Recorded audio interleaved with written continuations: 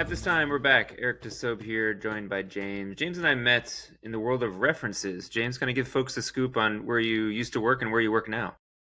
Yeah, hello, Eric. Great to be back here with you. Yeah, so I've spent about a decade in reference checking automation. I've just started at refApp.com, which is an automated reference checking company based in the Nordics. And I am the first hire here in North America, helping them expand into this vast marketplace that we will operate. So I think it's a part of the talent process, interview process, job process. Everybody knows about references, but I'm not sure people give a lot of thought to, either in terms of like quality or how to gather them. I mean, for doing it for over 10 years, what do you think people misunderstand about references? They're still a very relevant part of the process. I think is the kind of overwhelming thought I would have there. Reference checks do absolutely still matter. I think from an audit trail perspective, from a fairness perspective, just really tapping into that skills based hiring as well, and understanding that one of the things that we have to remember in any kind of hiring process really is that it's only ever the candidate's point of view, and a resume, sorry, and or any interviews that they provide, that's really the highlight reel. You're only ever going to see all the good bits that the candidate has to have. Whereas I see references in a couple of different ways. I see them really almost like as a SWOT analysis: strengths, weaknesses, opportunities, and threats, but also a learning and development opportunity for our hiring managers. So I think for us working in talent acquisition, we should be able to provide the information from third party feedback, so i.e. reference checks. We should be able to provide that information back to our hiring managers in a quick and easy way for them to help them create development plans and really level that candidate up in their respective profession. So I think, and as well, I should add as well, right now we're obviously in a time whereby many talent acquisition inboxes are just being flooded with mass applications, and we've got people that are not necessarily even, they're misrepresenting themselves and their skills, experience, and qualifications. So how do we cut through that signal? How do we see the signal through the noise, right? Is the thing that I think we should really be focusing on. As I've been talking to people on these episodes, folks have different philosophies on references themselves. Some like to go high volume. Give me 10, give me 15. Some like to go, give me two, but it has to be these two roles. What sort of ways have you seen been most successful strategy wise for folks to get the best information from references? Yeah, good question. I think what it really comes down to is specifically the role in which you're hiring for, because you're not going to level a C-suite individual, or sorry, reference check a C-suite individual the same as you would as an entry level role or a co-op position role, right? That's obviously wouldn't be appropriate. But I think it really does come down to the employer to define what I like to call the criteria. So if you just let the candidate lead, if we let the candidate lead and say, hey, give me two, three, four references, they're obviously going to pick the path of least resistance. Of course they will. They will provide the people who are going to give them the most gleaning reference information. So I think it's our job and the job of any vendors in the space to really define that criteria, or guardrails, if you will, to allow the candidate to specify anyone who they feel appropriate within those guardrails. So that might be, for example, within the last 5 years, only references that you've worked with within the last 5 years, or they must be in a supervisory or managerial capacity. They must come from an at company or at organization.com email address, i.e. we're not willing to receive Gmails or Hotmails or Yahoos. So all of that stuff, I think, really can kind of put the rigor in place around references. And then you couple that with evidence-based questions that really pertain to the specific role, then you're going to start to uncover some really interesting points of view and some really interesting, potentially development points for the candidate. What are your favorite reference questions you feel like give the best snapshot of who the candidate really is going to be if they end up working for you? Well, I mean, the most obvious one is, would you rehire this person and why? That's the most obvious one, I would say. But I would ask details specifically around, can you provide me an example of when a candidate did X or did Y? Mm-hmm. Because I think if we ask open-ended questions, as long as it's easy for the respondent to complete this information in a simple, safe, easy way, we can start to get a lot of information. Recruiting in general, all talent acquisition is not binary. This is where I have a kind of, because I oftentimes think about background checks, and people oftentimes categorize references as part of a background checking process. A background checking process is a very important one. We need to ensure minds, and we need to ensure, irrespective, whatever the role is, we need to really ensure that that candidate is not someone that we shouldn't be hiring. That being said, those checks are typically pass, fail, true, false, yes, no.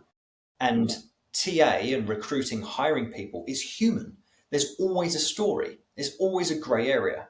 So we need to kind of dig into that, and a simple pass fail will never provide us that insight. So you and I have probably been around long enough to see some evolution in the platforms themselves as it comes to references. So when I started in TA, it was you're picking up the phone, you're calling the phone numbers that somebody gave you, and you're asking the scripted questions. As things have become more automated, there's much more firepower in some ways for TA folks to try to get information.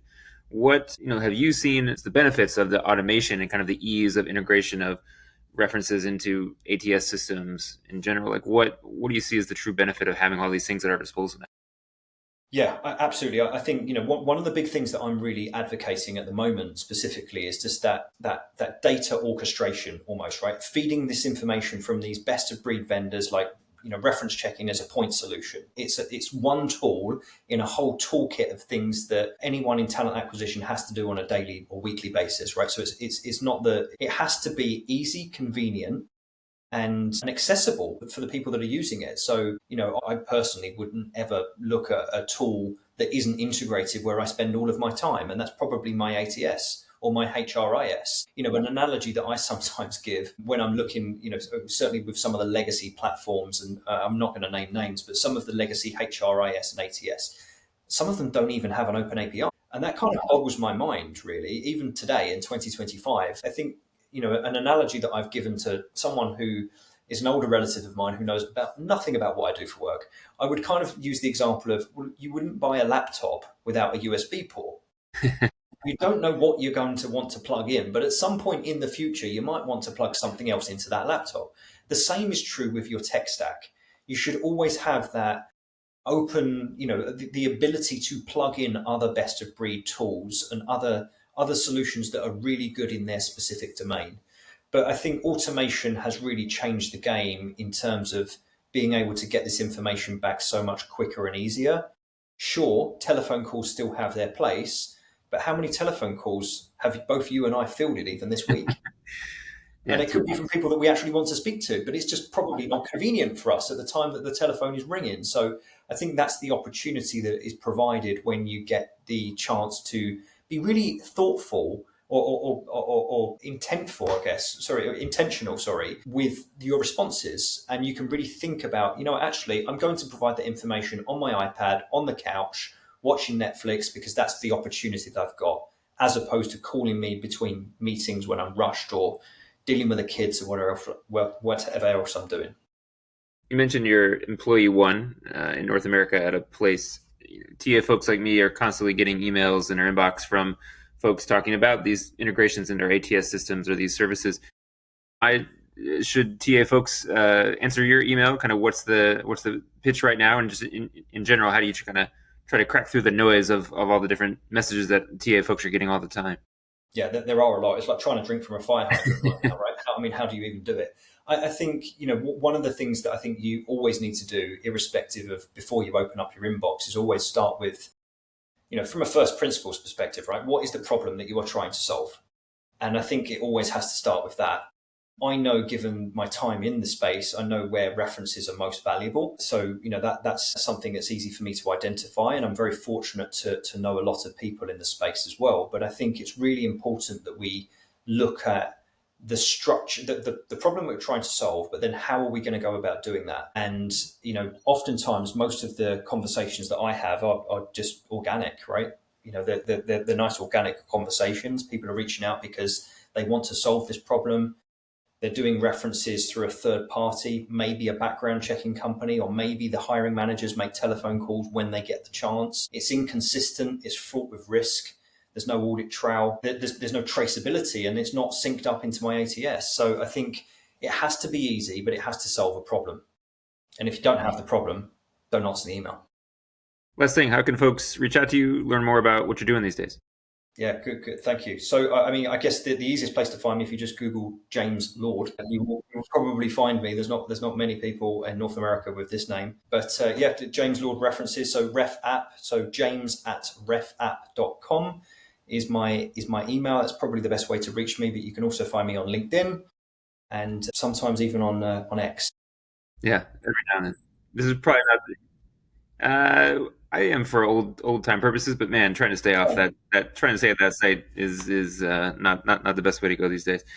Well, James, listen, thanks for coming on. We'll put the info of all you just described into the description for the episode. Folks, definitely check it out. James is a great guy to know on the reference space. Thanks for coming on. Thanks everyone for listening. All past episodes, all the places you get them. Catch James and I, of course, on Stunning 4K on YouTube. And until next time, we'll catch you soon.